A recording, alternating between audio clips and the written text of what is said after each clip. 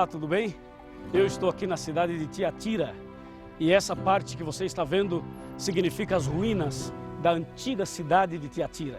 E Tiatira representa a quarta fase da igreja cristã aqui na Terra. Esse período vai de 538 a 1798.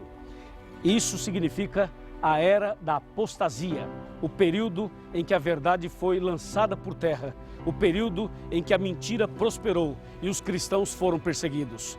Eu estou aqui para falar para você que apesar de tudo isso, ainda existe esperança.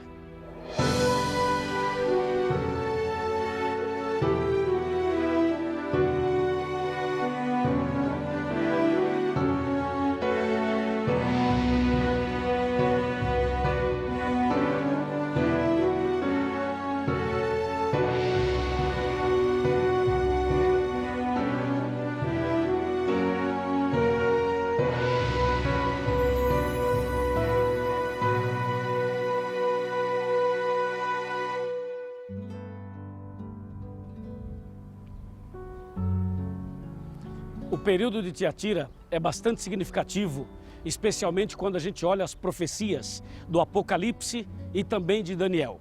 Olhando um pouquinho na carta que Jesus mandou à igreja em Tiatira, no capítulo 2 de Apocalipse, verso 20, está escrito assim: tenho, porém, contra ti o tolerares que essa mulher, Jezabel, que a si mesma se declara profetiza, não somente ensine, mas ainda seduza os meus servos a praticarem a prostituição e a comerem coisas sacrificadas aos ídolos.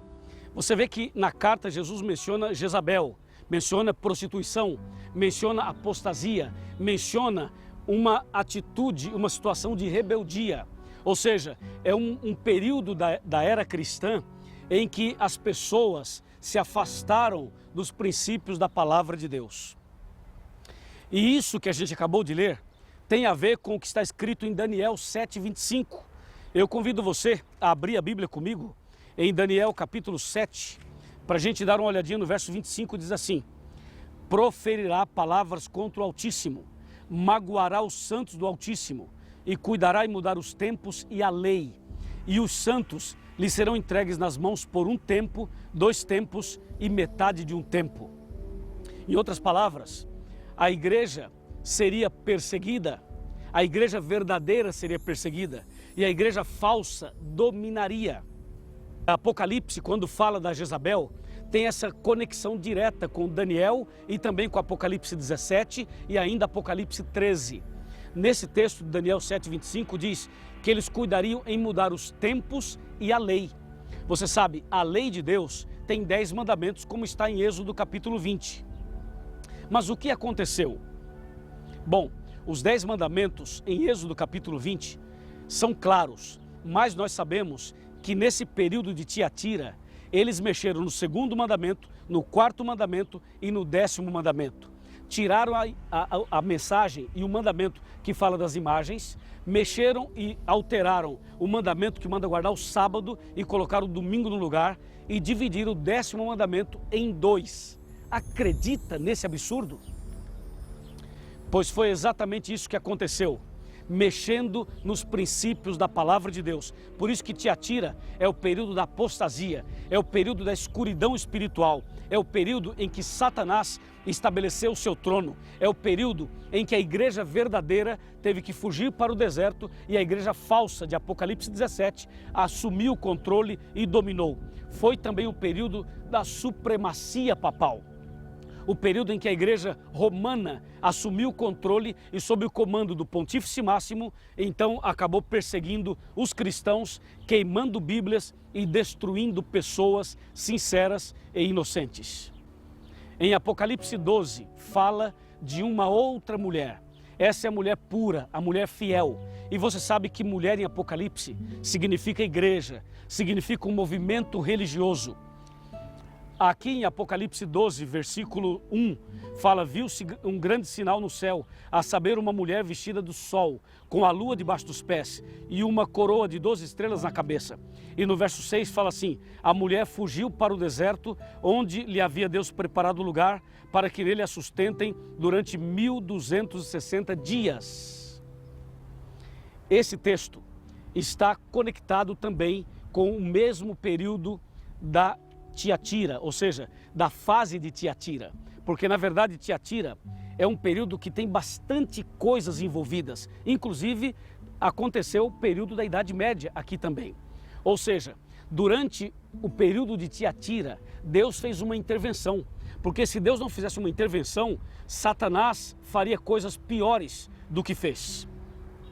E a intervenção de Deus aconteceu no ano 1517.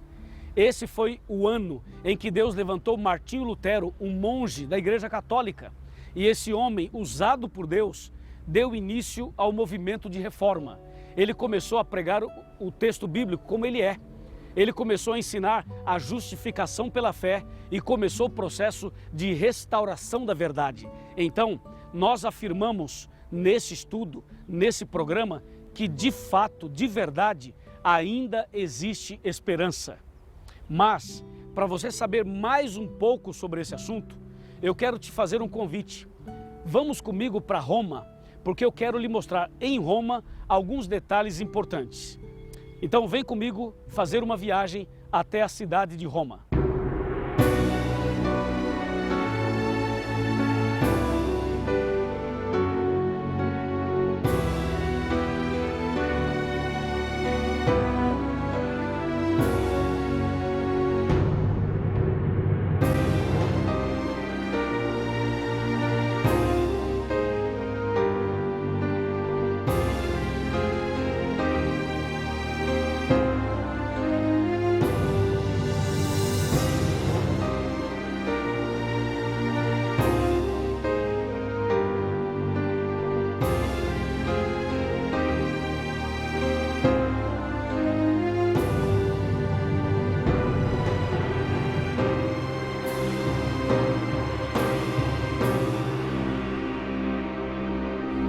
Este é o Coliseu Romano.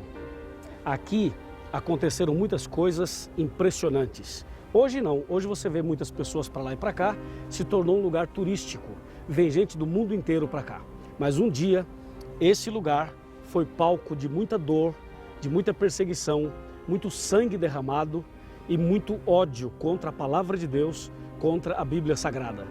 Nesses lugares aqui que você pode ver, cristãos foram torturados, cristãos foram lançados aos leões famintos e pessoas foram destruídas, morrendo por causa da fé.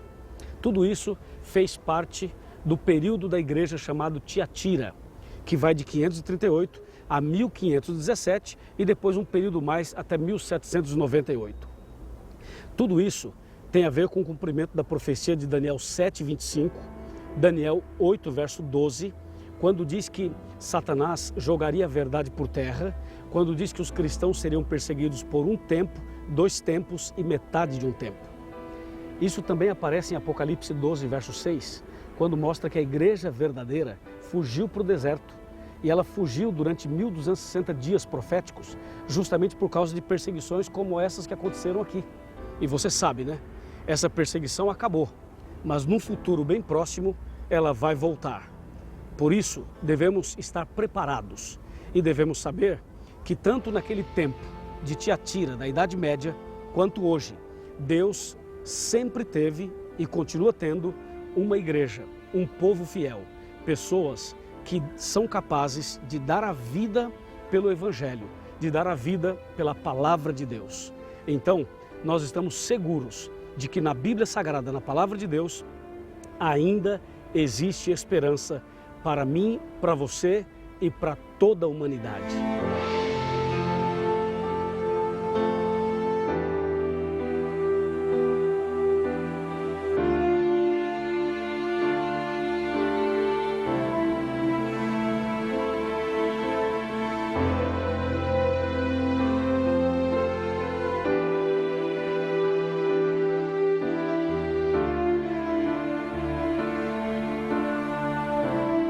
Diante de tudo que você ouviu até agora, diante do estudo sobre Tiatira e sobre a mensagem de que ainda existe esperança, eu pergunto, o que é que Deus espera de você e de mim?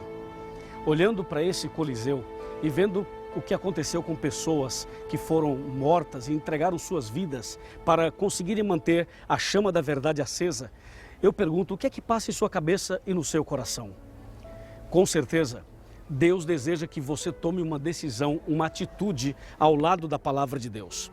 Aqui no livro de Atos, capítulo 5, verso 29, está escrito: então Pedro e os demais apóstolos afirmaram: antes importa obedecer a Deus do que aos homens. Com certeza, pessoas fiéis preferiram obedecer a Deus e não aos homens. Por isso, perderam suas vidas. Mas aquele que perder sua vida por amor a Jesus, encontrá-la-á. Agora, aquele que tentar salvar sua vida pisando na verdade, perderá a vida eterna. Hoje, nós temos que pensar um pouco para saber o seguinte: será que essa perseguição que houve aqui é alguma coisa somente do passado? Claro que não. No futuro bem próximo, a perseguição voltará, e voltará muito mais forte do que foi no passado. E eu pergunto, você estaria preparado para passar por aquilo que os nossos irmãos passaram nesse Coliseu? Sabe, amigo, você precisa hoje botar a mão na consciência e no coração e responder a seguinte pergunta: estou eu preparado para a volta de Jesus? Estou eu preparado para realmente viver com Jesus no reino dos céus? Chegou a hora de você tomar uma decisão. Chegou a hora de você tomar uma atitude de fé. Chegou a hora de você se levantar em nome do Senhor, sem medo, e entregar sua vida totalmente a Jesus. Então, venha com a gente, de dentro desse Coliseu aqui em Roma, eu te faço um apelo. E assim como Deus um dia falou ao meu coração, assim como Deus me tirou lá de dentro, eu era sacristão e agora estou aqui. Deus pode também tirar você. Deus pode também salvar você. E como diz Apocalipse 18, verso 4, a Bíblia fala: sai dela, povo meu. Nós temos que sair do erro e vir para a verdade. Temos que deixar o pecado e seguir a Jesus. Temos que abandonar o que é errado para seguir o que é certo. Mesmo que isso custe caro para a gente, não importa. Jesus pagou o preço mais alto ainda para nos dar a certeza da salvação, para nos dar a salvação. Então vale a pena ser fiel e vale a pena entregar a vida a Jesus. Você quer entregar sua vida a Jesus? Você quer nascer de novo? Você quer começar uma vida nova? Você deseja entregar sua vida totalmente ao Senhor Jesus, aquele que é o leão da tribo de Judá? Sim, eu sei que você quer, porque se você não entregar a sua vida nas mãos do leão da tribo de Judá, pode ser que um dia o maligno, aquele que anda rugindo como leão, venha devorar você. É melhor entregar a vida nas mãos daquele que é o Todo-Poderoso. É a sua decisão, não é? Então, feche os seus olhos. Eu vou orar por você.